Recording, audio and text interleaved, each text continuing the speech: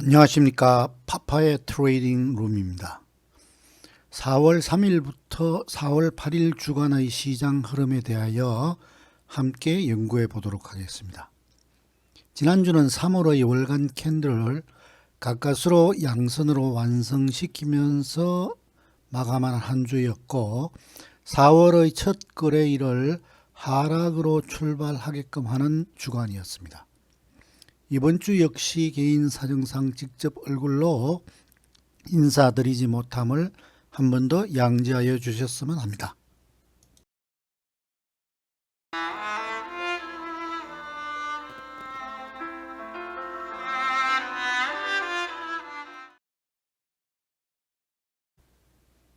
지난주에는 코스피는 플러스 0.36%, 코스닥은 플러스 0.63% 각각 상승한 반면에 미국의 S&P 500은 플러스 0.06%, 나스닥은 플러스 0.65% 상승하면서 공히 상승 흐름이 이어지긴 하였으나 전전주 대비 상승 흐름이 지지부진한 다소 탄력성이 약화되는 모습을 보여준 한 주간이었습니다. 그리고 지난주에 필연적으로 나타날 수 있는 조정이 주 초반일 것임을 언급드린 바 있었는데, 코스닥만 그런 행보를 잠시 보였지 미국 시장은 상승 흐름이 좀 더 연장되는 모습을 보였었고, 주중 후반에 그 조정의 모습이 드러났다는 특징이 있었습니다. 특히 국내 시장에서의 수급께서는 여전히 지지부진한 모습이었습니다. 특히 미국에서는 일드 커브의 역전 이슈가 지속적으로 대두되고 있는 상황이어서 이 부분에 대한 내용을 별도로 작성하였으니 참조하시면 될 듯합니다. 그리고 역사적으로 통틀어 4월 달에 보여주었던 흐름에 대해서도 함께 살펴보는 기회를 이번에 갖도록 해보겠습니다.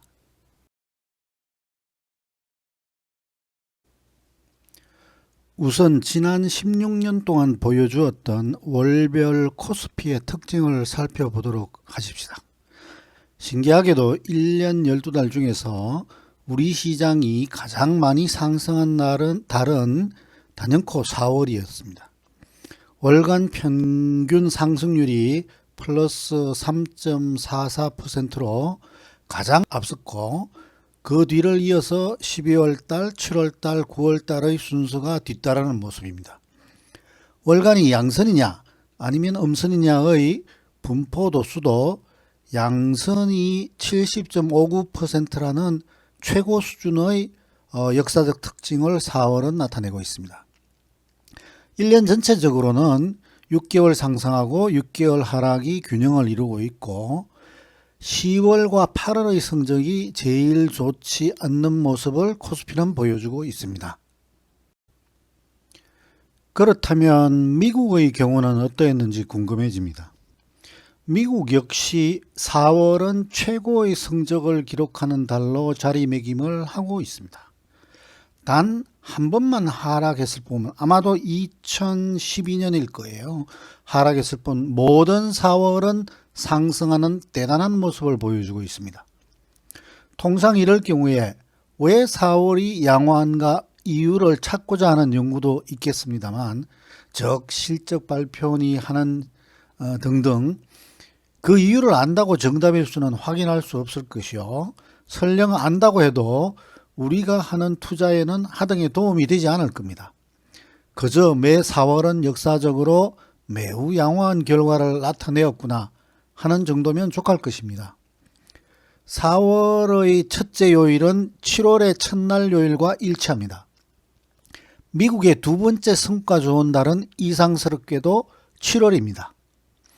T.S. 엘리엇의 황무지에서 4월은 잔인한 달이라고 했지만, 우리 시장에서는 단비가 내리는 달이 되기를 한번 기대해 봅니다. 전주에 이어서 마찬가지로 시가총액 상위 10개 종목의 TBBTS 판단 현황을 살펴보도록 하겠습니다. 여기에서 그 TBBTS라는 개념에 대해서는 많은 설명이 필요하기에 언제 기회가 되면 덧붙이기로 하고, 단순히 시장의 섭리를 깨우치기 위해서 두 개의 캔들봉을 여타 분석과 합쳐서 결론 내는 독특한 기술적 판단법이라는 정도로만 이해하시면 될 듯합니다. 지난주 시장의 지지부진했던 모습이 그대로 투영되어 가지고 주간 월간의 변화는 없었으나 일간에서 세 종목 정도의 변화가 있었고, 그 결과로 매도 우세 종목이 하나 더 늘어나는 현상을 초래해서 전체적인 단기 일간 판단 수치는 전전주 마이너스 0.59에서 지난주 마이너스 0.78일로 다소 더 약화되는 모습을 나타내었습니다.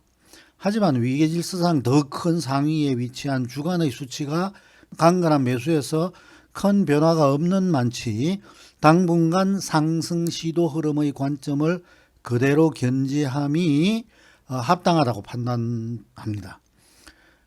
그러나 그 주의해야 할 점은 시가총액 방식의 지수 산정을 하고 있는 우리나라에서는 현재 매우 위태롭고 실망스러운 모습을 보여주고 있는 삼성전자의 행보에 많은 집중력을 쏟으며 관찰하셔야 할 것을 권고드립니다.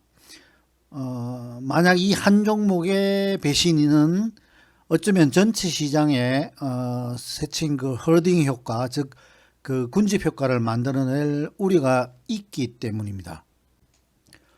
코스피의 경우에는 전주와 더더욱 크게 달라진 점이 없어서 딱히 언급드릴 부분이 없는 듯합니다. 아쉬운 점은 미국의 S&P 500이라든가 나스닥의 경우에는 상방에 포진된 강한 저항 영역들을 돌파하기 위한 시도의 싸움을 본격화하고 있는 지금 이 마당에 코스피의 경우에는 그 비슷한 수준의 근방에도 가지 못하는 지지부진한 걸음, 이걸 기술적으로는 크리핑이라고 합니다. 이런 걸음을 하고 있다는 것입니다. 다시 정리한다면 여전히 하락 추세 속에 갇혀서 코스피는 움직이고 있으나 그래도 상반 반전의 잠재는 아직 내포되어 있다고 하는 점이고, 상방에 2815포인트 이상이 목격되기 전까지는 이러한 분석 관점에서 크게 달라지지 않는다고 하는 점이 바로 그것입니다. 반면 코스닥의 경우에는 코스피보다는 상대적으로 더 양호한 모습을 지속하고 있습니다. 특히 지난 3주 정도 만들어낸 비록 작은 위쪽 방향의 궤적은 나름 상승 방향의 에너지 강도가 매우 탄탄한 모습이라고 보여지고, 이 흐름의 생명력은 상당히 끈질길 수 있다고 생각하시는 것이 곧 시장이 알려주는 것이라고 판단됩니다.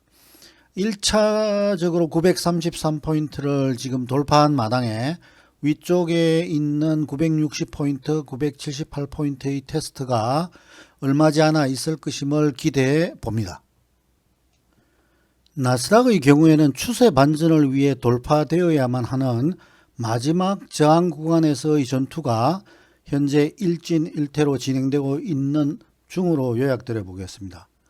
제가 많은 부분에서 설정해 놓은 지지, 저항 등의 돌파 성공 또는 지지 실패라는 말은 종가 기준, 즉 클로징 기준으로 완성되는 캔들이, 세 개의 캔들이 위치할 경우에 해당되는 개념입니다.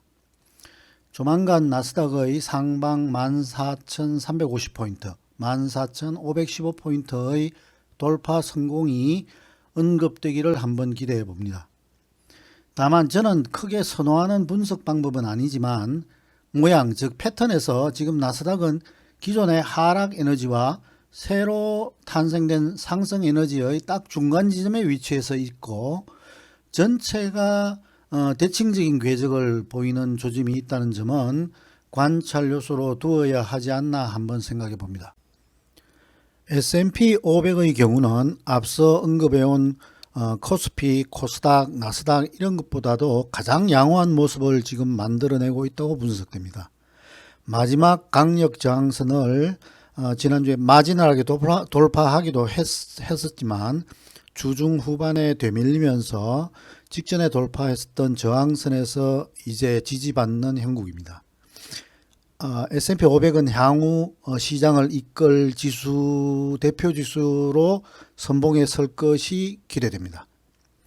한편 지난주에 언급드린 카운팅의 여러 숫자들하고 목표 카운팅 등등을 언급한 이후에 시장은 더 연장되는 흐름을 나타내었습니다. 이 부분은 목표보다는 컬러, 즉 캔들 색깔이 우선이다 라는 명제로 부연해서 더 설명될 수 있겠으나, 그를 벗어난 몇몇 흐름들은 아직 시장의 어마어마한 섭리를 깨우치는 모자람에서 기인하지 않았나, 이런 생각도 해봅니다. 환율의 경우에도 전주에 설정된 관점에서 크게 달라진 모습은 보여지지 않습니다. 그려놓은 궤적 중 기존 지지선에서 지지도 유효하고, 나름 환율 하락을 목표로 하는 아래쪽 전략도 아직 주요한 상황이 이어진다고 하겠습니다. 따라서 1248원, 1207원, 1186원의 중요 지점들을 관찰하면서 시장이 향후 어떻게 이 지점들을 요리하며 전개되느냐에 여부를 확인한 이후에 추가 대응을 하시면 적절하지 않나, 이렇게 판단됩니다. 미국 시장의 시총 최고봉으로 군림하고 있는 애플에 대해서 지난 보름 동안 목격된 특징적 흐름이 있어서 이 자리에서 같이 살펴보고자 합니다. 본 내용은 애플에 대한 매수의 견해가 아님을 분명히 밝혀두며 강조하고자 합니다. 시총 2조 8,400억 불 상당의 시장 영향이 큰 점을 감안하여 이 종목이 향후에 시장 전개 분석의 연장선에서 참고로 어떤 기술적 특징을 나타낼 것인가에 대한 점에 초점을 맞춰서 분석한 것임을 이해해 주셨으면 합니다.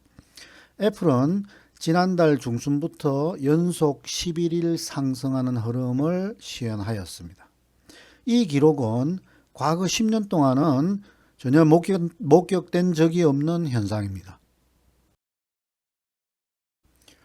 최근 10년 중에 연속해서 11일 상승한 것은 지난달 말, 즉 2022년 3월 29일이 기록입니다. 그 이전에는 9일 연속 상승하는 기록이 약 총 5회, 총 5회 5번 있었습니다. 반면 최대 연속 하락일은 8일 연속 하락이 2회 있었던 게 최고 하락 기록입니다. 해당 그 연속 9일 상승 기록의 그 날짜는 제가 이렇게 표시를 해 두었습니다.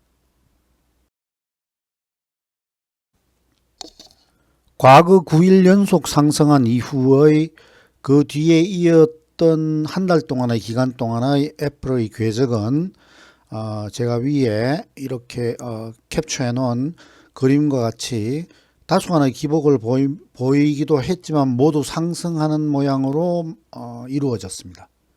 물론 기술적 분석의 요체는 과거의 섭리의 반복이지 단순한 흔적 궤적의 모양의 반복은 아닐 것입니다. 그럼에도 불구하고 최근에 보여주었던 11일 연속 상승이라는 모습은 애플의 무질서의 끝점을 알리는 것인지, 잘 이해하지 못한 섭리의 반복을 예고하는 것인지, 이더웨이 둘 중에 어떤 것인지는 시간이 확인해 줄 것입니다. 지난 주말에 미국 시장의 고용지표 악화로 최근 들어 세 번째 수익률 역전, yield inversion이 목격되었다고 시장은 시끌벅적합니다. 10년물이 2.371%요, 2년물이 2.452%, 그래서 10년물과 2년물의 yield 차이가 마이너스 0.082%로 인버티드 yield가 나타났다라고 하고, 패드 워치에서는 지난 3월 초 16% 정도에 불과하였던 연준의 그 50베이시스 포인트 금리 인상 가능성이 75.5%로 높아졌다고 합니다. 6월의 50베이시스 포인트 금리 인상 역시 61.6%로 높아졌다고 합니다. FOMC 일정은 5월 달은 5월 3일 4일, 6월 달은 6월 14일 15일입니다. 우리나라 통계청이 발표하는 소비자 물가 동향은 4월 5일 개장 전에 발표됩니다. 종전에 3.7%였고 컨센서스는 3.8%이고 지금 시장 예상은 4.0%라고 합니다. 두고 볼 일입니다. 지난주 거래소 기준에서 외국인은 7,948억, 기관은 409억을 각각 매도하는 입장이었고 우리 개인만 매수하는 형국으로 수급 구도의 개선은 좀처럼 안 이루어지고 있습니다. 한편 시장 법석에 덜 휘둘리시려면 인버티드 일드 커브가 뭐냐라는 것에 대한 이해가 혹시나 필요할 듯 해서 별도의 에피소드 마련해가지고 게재하였으니 참조하시기 바랍니다. 대단히 감사합니다. 다음 주 뵙겠습니다.